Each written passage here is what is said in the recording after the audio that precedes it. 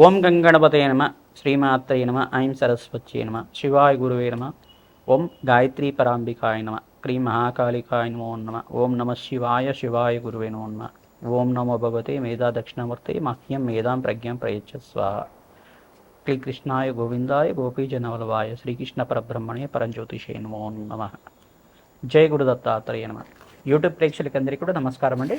నేను పాలపర్తి గురునాథ శర్మ, జ్యోతిషం వాస్తు సిద్ధాంతని మీకంతా కూడా గోచారీత్య గ్రహాల యొక్క స్థితిగతి కలియికంతా కూడా ఈ యొక్క జ్యోతిష్శాస్త్ర ప్రామాణికంగా గ్రహాల యొక్క ప్రభావం అంతా కూడా మేషాది ద్వాదశ రాశుల వాళ్ళకి ఏ రకంగా అనేది ఉంటుంది.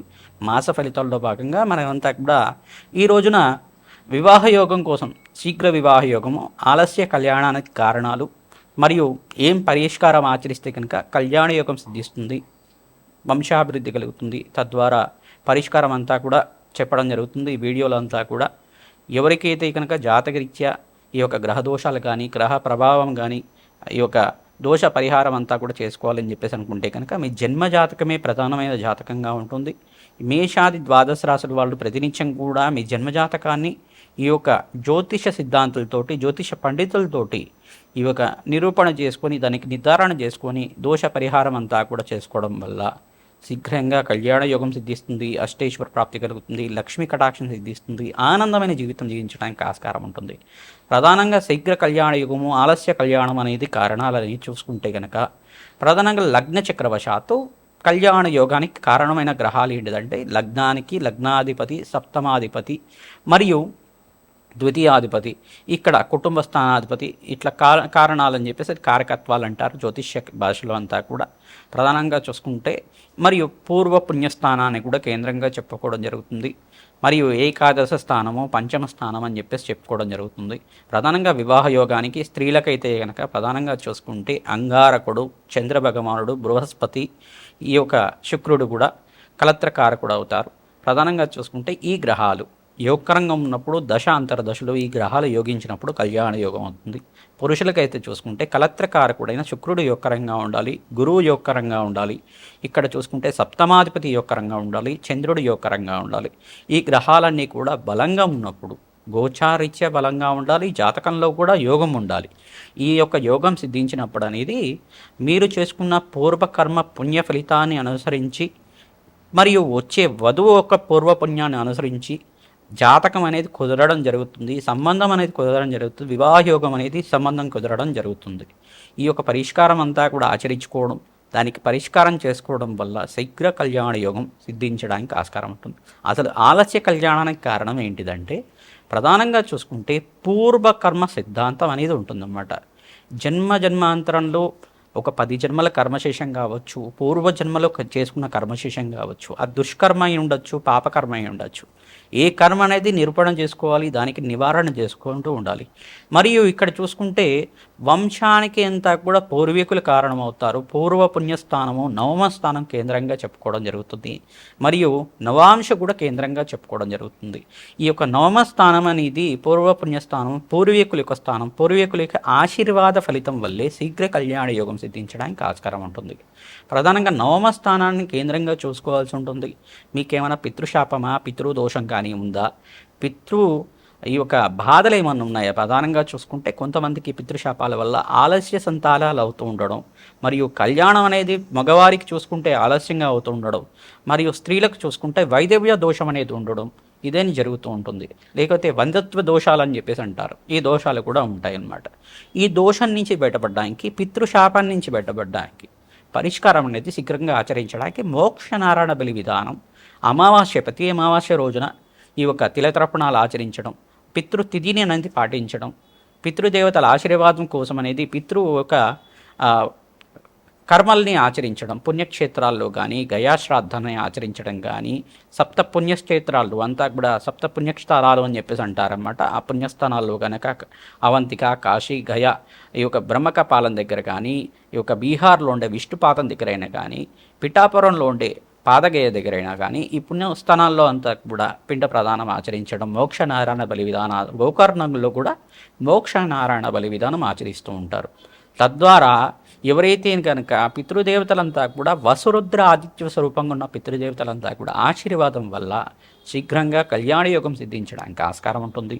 తద్వారా ఆనందమైన జీవితం సకాలంలో మీకంతా కూడా మంచి నడవడికతోటి పుణ్యకర్మలు ఆర్జించుకోవడం వల్ల శీఘ్రంగా మీకు కళ్యాణ యోగం సిద్ధించడానికి దైవకృప భగవంతుడి యొక్క అనుగ్రహం వల్ల, జగన్మాత అనుగ్రహం వల్ల, ఒక పరాశక్తి అనుగ్రహం వల్ల మీకంతా కూడా శీఘ్రంగా కళ్యాణ యోగం సిద్ధించడానికి ఆస్కారం ఉంటుంది.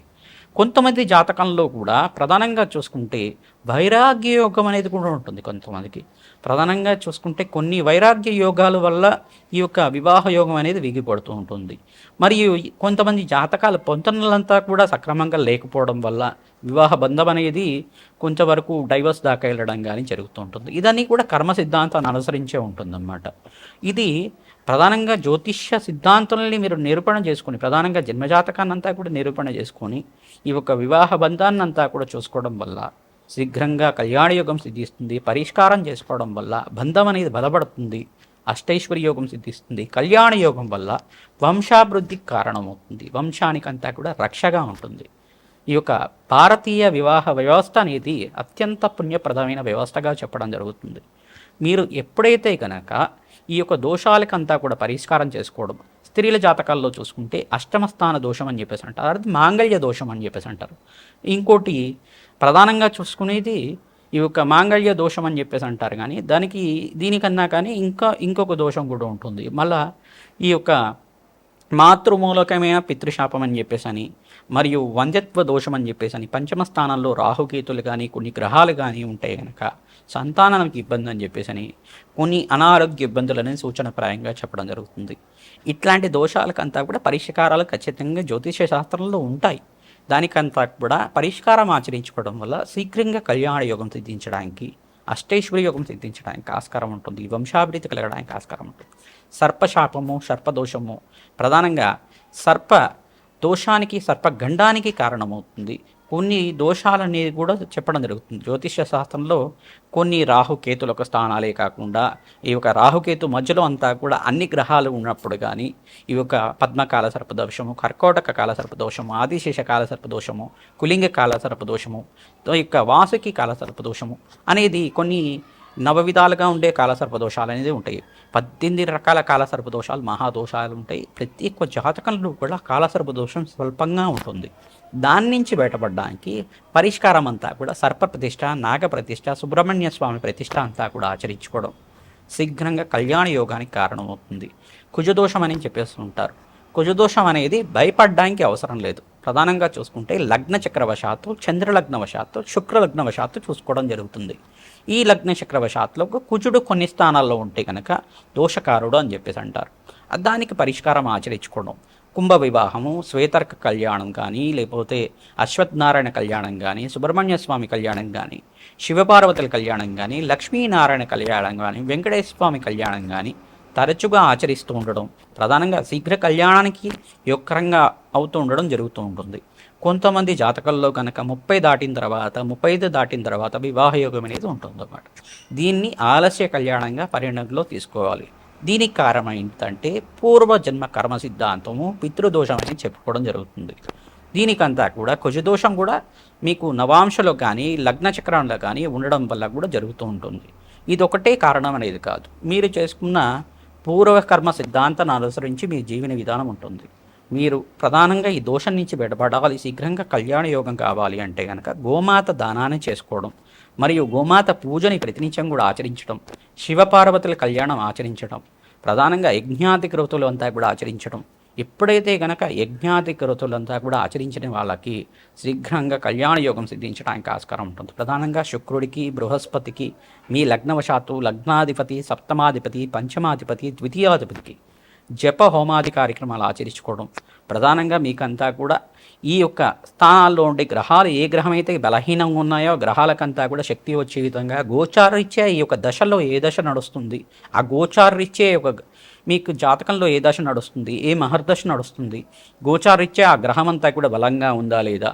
ప్రధానంగా కొంతమంది తెలియక రాహు మహర్దశలో కానీ, కేతు మహర్దశలో కానీ వివాహం చేస్తూ ఉంటారు. అట్లా చేయకూడదు ఎప్పుడు కూడా. అట్లా చేస్తుంటే ఎక్కువ కేసెస్ అన్నీ కూడా ప్రధానంగా చూసుకుంటే డైవర్స్ దాకా వెళ్ళడం జరుగుతూ ఉంటుంది. రాహు మార్గదశలో వివాహ యోగం అనేది ఎక్కువగా చేయకూడదు. దానికి బృహస్పతి యొక్క దశ వచ్చిన తర్వాత వివాహ యోగం సిద్ధిస్తుంది. దానికంతా కూడా జాతకరీత్యా ప్రభావం అనేది చూసుకోవాల్సి ఉంటుంది. ప్రధానంగా ఈ పరిష్కారాలంతా కూడా గోచారరీత్యా గ్రహాల యొక్క స్థితిగతి కలయిక అంతా కూడా ఈ రకంగా ఉంటుంది. మేషాది ద్వాదశ రాశుల వాళ్ళకి విశ్వవసునామ సంవత్సరంలో కళ్యాణ యోగం సిద్ధించడానికి, అతిశీఘ్ర కళ్యాణ యోగం సిద్ధించడానికి పరిష్కారాలంతా కూడా చెప్పడం జరుగుతుంది. కన్యారాశి జాతకులకి గోచారరీత్యా విశ్వసనామ సంవత్సరంలో వివాహ యోగం సిద్ధించడానికి ఎటువంటి పరిష్కారం ఆచరించాలి, గోచారరీత్యా గ్రహాల యొక్క స్థితిగతి కలయిక ఏ రకంగా ఉందో తెలుసుకుంటున్నాం. ప్రధానంగా చూసుకుంటే కన్యారాశి వాళ్ళకి సప్తమాధిపతి అయిన బృహస్పతి అంతా కూడా ప్రధానంగా రాశి లగ్నవశాత్తు ఎక్కడైతే కర్కాటక రాశిలో ప్రవేశం చేస్తారు, అంటే మనకి అతిచారంలో బృహస్పతి సంచారం అంతా కూడా అక్టోబర్ 18 తర్వాత కర్కాటక రాశి ప్రవేశం చేయడం యోగకరంగా మారబోతుంది. తద్వారా శీఘ్ర కళ్యాణ యోగం సిద్ధించడానికి ఆస్కారం ఉంటుంది. ప్రతినిత్యం కూడా దత్తాత్రేయ నామస్మరణ ఆచరించడం, దత్తాత్రేయ హోమాన్ని కానీ, తర్వాత గంధర్వరాజ విశ్వవసు అనే హోమం చేస్తూ ఉంటారు. ఎవరైతే కనుక జన్మజాతకంలో శీఘ్ర కళ్యాణ యోగం సిద్ధించడానికి గంధర్వరాజ విశ్వవసు అనే హోమాన్ని ఆచరిస్తారో అతి శీఘ్రంగా కళ్యాణ యోగం సిద్ధించడానికి ఆస్కారం ఉంటుంది.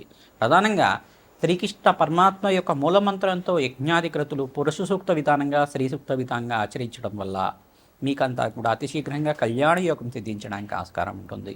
ప్రధానంగా చూసుకుంటే జన్మజాతకంలో అంగారక దోషం ఉందా, పితృశాపం ఉందా, లేదు సర్పదోషం ఉందా, ఏ దోషం ఉంది, మాతృమూలకమైన పితృశాపం ఉందా, ఈ దోషానికంతా కూడా మాతృశాపం అనేది ఉన్నదా, ఈ దోషం అంతా కూడా మరీ ఇంకోటి దోషం ఏంటిదంటే స్త్రీ దోషము, స్త్రీ శాపం అని చెప్పేసి అంటారు. ఇక్కడ మాంగళ్య దోషం అని చెప్పేసి ఉంటారు, అష్టమ స్థాన మాంగళ్య దోషం అంటారు. ఈ దోషాల్లో ప్రధానమైన దోషాలు అవన్నీ కూడా ఇవి కారణాలుగా చెప్పడం జరుగుతుంది. ఈ కారణాల వల్ల గ్రహాల యొక్క స్థితిగతి అంతా కూడా కొంచెం బలహీనపడడం, ప్రధానంగా బృహస్పతి, శుక్రుడు, అంగారకుడు, చంద్ర భగవానుడు, సప్తమాధిపతి లగ్నవశాత్తు సప్తమాధిపతి, పంచమాధిపతి, ద్వితీయాధిపతి ఏకాదశ స్థానంలో పాపగ్రహాలు కానీ ఉండడం కానీ, సప్తమ స్థానంలో కానీ పంచమ స్థానంలో కానీ రాహు కేతుతో పాటు కలయికతో ఉండడం కానీ, శనీశ్వరుడి యొక్క వీక్షణ సప్తమ స్థానం మీద పడుతూ ఉండడం కానీ, లగ్నవశాత్తు కానీ నవాంశలో అయినా కానీ ఈ యొక్క కారణాల వల్ల వివాహం ఆలస్యం అవుతూ ఉంటుంది. ఈ దోష పరిహారం అర్థమంతా కూడా మీరు జప హోమాది కార్యక్రమాలు, శాంతి హోమాది కార్యక్రమాలు, వారాహి శాంతి హోమము, కాలభైరవ శాంతి హోమం, మహాకాళి శాంతి హోమాది కార్యక్రమాలు అంతా కూడా ఆచరించడం, జగన్మాతకు ప్రీతికరంగా చండీ మూలమంత్ర సహితంగా సంపుటితంగా అంతా కూడా సప్తసతి విధానంగా అంతా కూడా యజ్ఞాధికత్తులు ఆచరించుకోవడం వల్ల అతి శీఘ్రంగా కళ్యాణ యోగం సిద్ధించడానికి, రాజశ్యామల యజ్ఞాధికృతులు ఆచరించుకోవడం వల్ల అతి శీఘ్రంగా కళ్యాణ యోగం సిద్ధించడానికి ఆస్కారం ఉంటుంది. తద్వారా మీరంతా కూడా ఆచరించాల్సింది ఏంటంటే శుక్రుడికి, బృహస్పతికి, అంగారకుడికి, శనీశ్వరుడికి మరియు ఇక్కడ రాహుకి జప హోమాది కార్యక్రమాలు ఆచరించుకోవడం, జన్మజాతకాన్ని అంతా కూడా జ్యోతిష్య పండితులతోటి విశ్లేషణ చేసుకొని పరిష్కారం ఆచరించుకోవడం. మీరు మా అపాయింట్మెంట్ తీసుకొని జాతకాన్ని అంతా కూడా విశ్లేషణ చేయించుకోండి. తద్వారా మీకంతా కూడా ఎటువంటి పరిష్కారం అంతా కూడా శీఘ్రంగా చెప్పడం జరుగుతుంది. మీకంతా కూడా యజ్ఞాధికృతుల వల్ల జప హోమాది కార్యక్రమాలు ఆచరించడం వల్ల, శివపార్వతుల కళ్యాణం ఆచరించడం వల్ల అతి శీఘ్రంగా కళ్యాణ యోగం సిద్ధించడానికి ఆస్కారం ఉంటుంది. మీరంతా కూడా గోమాత సేవని ఆచరించాలి. హనుమత్ దేవాలయంలో తమలపాక పూజ, సింధూర అభిషేకం ఆచరించాలి. సువాసిని దేవి పూజా విధానం ఆచరించాలి. ముత్తైదులకంతా కూడా వస్త్ర సహితంగా శనగలు మరియు పూ తాంబూలం కానీ పండు తాంబూలం కానీ ప్రతి మంగళవారము, గురువారం, శుక్రవారం పూట మీరంతా కూడా మంగళగౌరీదేవి పూజ చేసుకుని ముత్తైదులకంతా కూడా తాంబూల కార్యక్రమాలు చేసుకోవడం, ముత్తైదు ఆశీర్వాదం తీసుకోవడం వల్ల, ఆ సువాసిని ఆశీర్వాదం వల్ల మీకంతా కూడా అతి శీఘ్రంగా కళ్యాణ యోగం సిద్ధించడానికి ఆస్కారం ఉంటుంది. మేషాది ద్వాదశ రాశుల వాళ్ళు ప్రతినిత్యం కూడా మీ జన్మ జాతకమే ప్రధానమైన జాతకంగా ఉంటుంది. మీరంతా కూడా పరిహారం అంతా కూడా ఆచరించడం, ఇటువంటి దోషాలకంతా కూడా పరిహారం చేసుకోవడం వల్ల అతి శీఘ్రంగా కళ్యాణ యోగం సిద్ధించడానికి ఆస్కారం ఉంటుంది. ప్రతినిత్యం కూడా మీరు యజ్ఞాది క్రతులు ఆచరించాలి. యజ్ఞాయే విష్ణు, యజ్ఞాలు చేయడం వల్ల జగన్మాత అనుగ్రహం శీఘ్రంగా లభిస్తుంది. దేవతలకంతా కూడా అమృతం లభిస్తుంది. కావున యజ్ఞ యాగాది కార్యక్రమాలు ఆచరించడం వల్ల యాగ రూపంలో అమ్మవారు ఉంటుంది. కావున జపాలు, దానాలు అన్నీ కూడా అమ్మవారికి ప్రీతికరంగా శాంతి కార్యక్రమాలన్నీ కూడా ఆచరింప చేయడం జరుగుతుంది. మీ జన్మజాతకంలో దోష ప్రామాణికను బట్టి ఆ పరిష్కారం అంతా కూడా చెప్పడం జరుగుతుంది. విశేషమైన హోమాలు, చండీ హోమాది కార్యక్రమాలు కానీ, రాజశ్యామల యజ్ఞాతి కృతులు కానీ, బగలాముఖి శాంతి హోమాది కార్యక్రమాలు కానీ, దత్తాత్రేయ హోమశాంతి కార్యక్రమాలు కానీ, ఈ యొక్క కాలభైరవ శాంతి హోమాది కార్యక్రమాలు కానీ, ఈ యొక్క శ్రీ సూక్త విధానంగా మహాలక్ష్మీదేవి హోమాది కార్యక్రమాలు విశేషమైన ద్రవ్యాలతో చేయడం జరుగుతుంది. ప్రతినిత్యం కూడా ఎవరైతే కనుక మీ జన్మజాతకాన్ని జ్యోతిష పండితులతోటి విశ్లేషణ చేయించుకొని పరిహారం అంతా కూడా చేసుకోవడం, రత్నశాస్త్ర ప్రామాణికంగా జాతకరీత్యా కానీ ఈ యొక్క శాస్త్ర ప్రామాణికంగా పూర్వజన్మ కర్మ సిద్ధాంతాన్ని ప్రకారంగా కూడా మీకు పరిష్కారం చెప్పడం జరుగుతుంది. ఆ పరిష్కారాన్ని ఆచరించుకోవడం వల్ల శీఘ్రంగా కళ్యాణ యోగం సిద్ధిస్తుంది. కావున ప్రతినిత్యం కూడా ఈ పరిష్కారాన్ని ఆచరించండి. గోమాత సేవ చేయండి. పసుపు కొమ్మల మాలనంతా కూడా అమ్మవారి మెడలో హారంగా వేస్తూ ఉండండి. మహాగణపతికి అంతా కూడా పసుపు కొమ్మల మాలను వేస్తూ ఉండండి. అతి శీఘ్రంగా కళ్యాణ యోగం సిద్ధించడానికి ఆస్కారం ఉంటుంది. ఈ యొక్క విఘ్నేశ్వర కళ్యాణం కూడా ఆచరిస్తూ ఉంటారు. మహాగణపతికి కళ్యాణం ఆచరించడం మరియు లక్ష్మీ గణపతి యజ్ఞాధికృతులు చేసుకుంటూ ఉండడం, ముండ్రాళ్లతో యజ్ఞాధికృతులు ఆచరించడం వల్ల అతి శీఘ్రంగా కళ్యాణ యోగం సిద్ధించడానికి ఆస్కారం ఉంటుంది. శివపార్వతుల కళ్యాణం కానీ, సీతారాముల కళ్యాణం కానీ, వెంకటేశ్వర స్వామి కళ్యాణం కానీ ఈ యొక్క కళ్యాణ క్రతువులు ఆచరించుకోవడం వల్ల అతి శీఘ్రంగా కళ్యాణ యోగం సిద్ధించడానికి ఆస్కారం ఉంటుంది. గోమాత సేవ చేయడం వల్ల అతి శీఘ్రంగా కళ్యాణ యోగం సిద్ధించడానికి ఆస్కారం ఉంటుంది. శ్రీమాత్రే నమః.